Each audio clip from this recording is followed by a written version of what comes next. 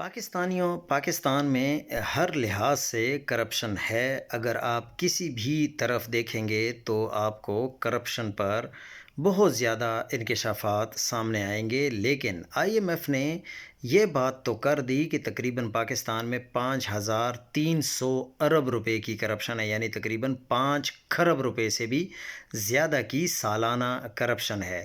لیکن I am F نے cooking oil اور بناسپتی گھی کے حوالے سے بات نہیں کی۔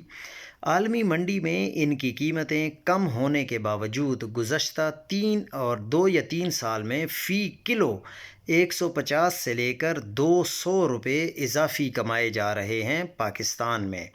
پاکستان میں اندازاً سالانہ 5 ارب لیٹر کوکنگ آئل اور بناسپتی گھی استعمال ہوتا ہے، یعنی 750 سے لے کر 1000 ارب روپے اضافی سالانہ کمائی ہو رہی ہے۔